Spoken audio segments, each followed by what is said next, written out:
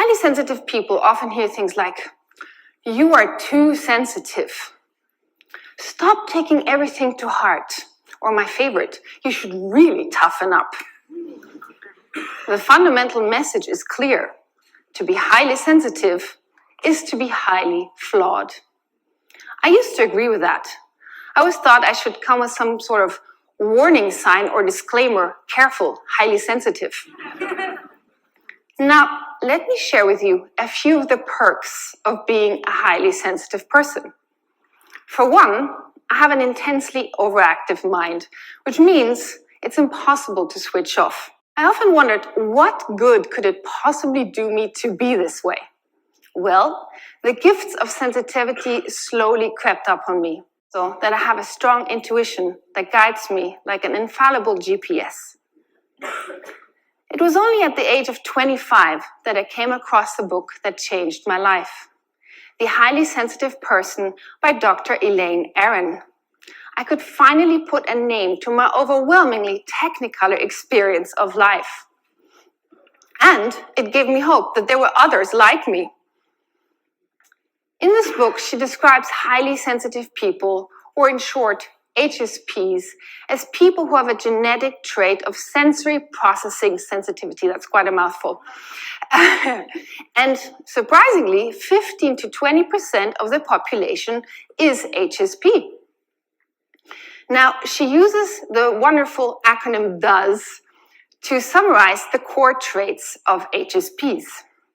The D stands for depth of processing. As HSPs, we have a phenomenal ability to deeply analyze absolutely everything. The O stands for overstimulation. We get quickly overwhelmed by the world around us.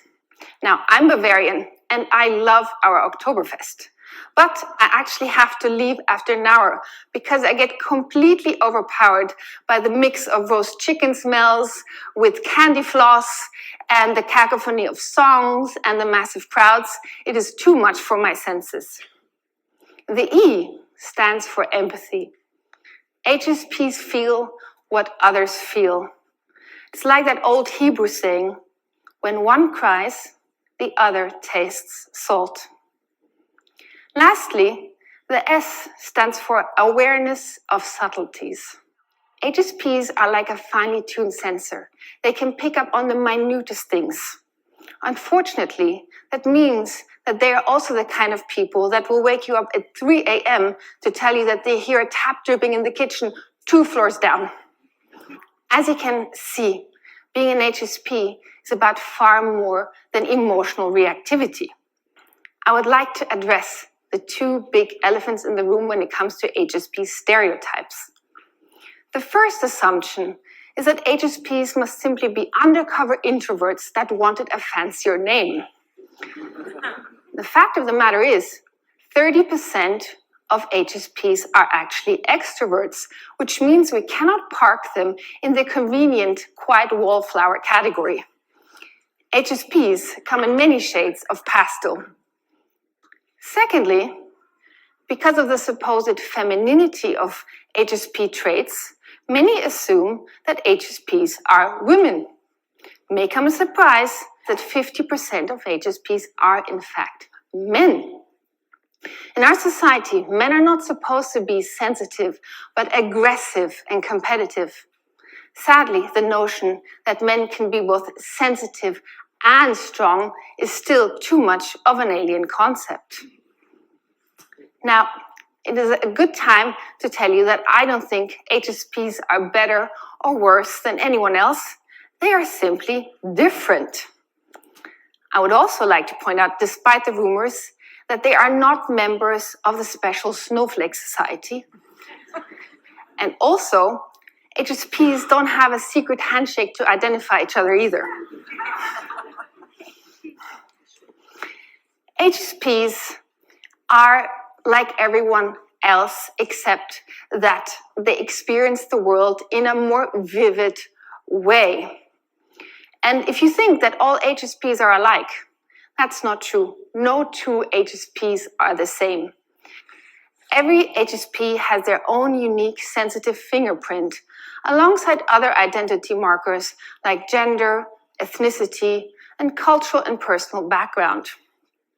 I would also like to point out that being an HSP is not an illness, and it is also not a choice. It is a genetic trait. We are essentially born to be mild. Every time you tell an HSP they are too sensitive, it is like telling someone with blue eyes that their eyes are too blue. Chances are, no matter how often you tell them, you will still have those same blue eyes looking back at you. As a society, we have come to think of sensitivity as a flaw, an unfortunate emotional Achilles heel that tempers our ability to become ever more optimized, detached, and robotic. We all too readily belittle the idealists, the dreamers, and the creators. This was, however, not always the case. In previous centuries, philanthropists, philosophers, poets, artists, and painters were all venerated for their sensitive contribution to society.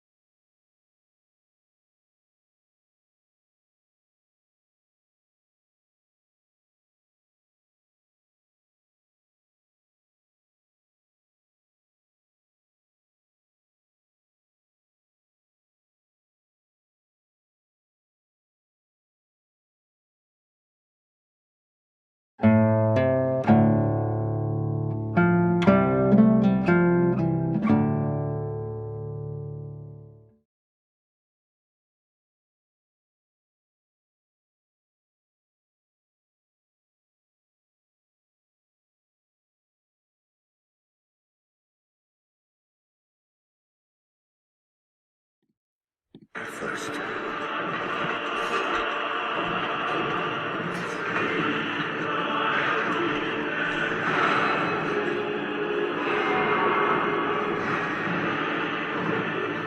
Moria had been taken by legions of orcs, led by the most vile of all their race, Azog.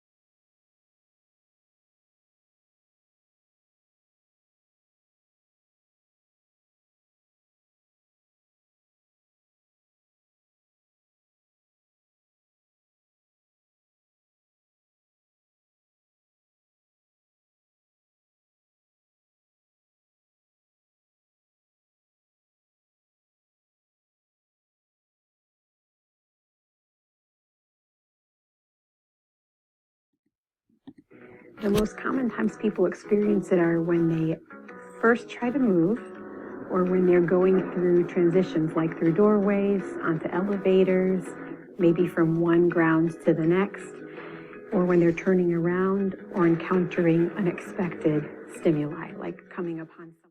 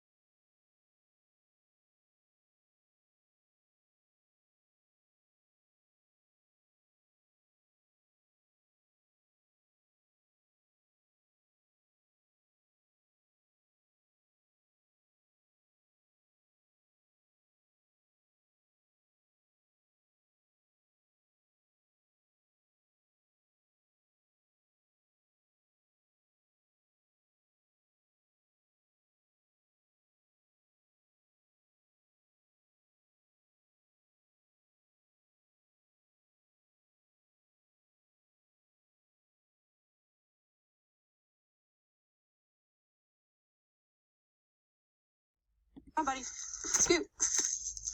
And there he goes. Okay, bud. Shake it off. You can do it. Up you go. Get up, please. I'll bring your work down here. Oh, right on the floor. Does it have sound? Yeah, it does. Stand up, please. David, I can't even get you. You're so close to the floor. He's figured out the perfect place. David, let's get up. David, up. Come on. Up. David, up. Good. Good job getting up. Awesome. Come on, time to work right. Up, There you please. are. Stand up. David. Stand up.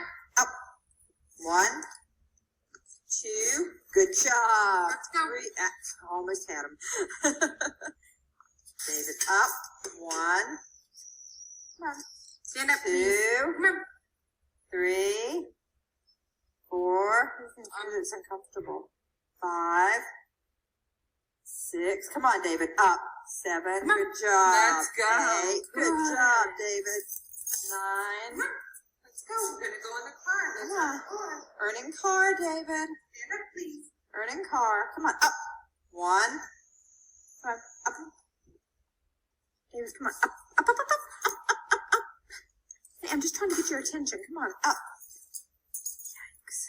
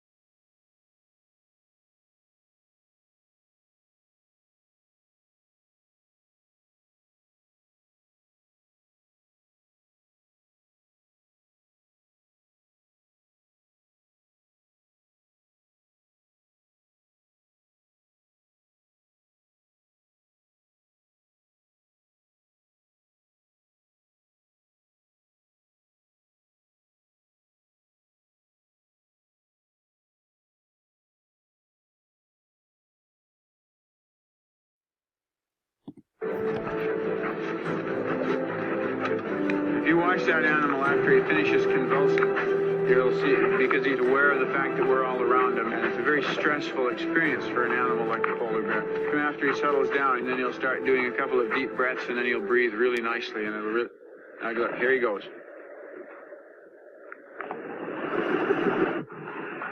See how he's breathing there now? You can see so that even though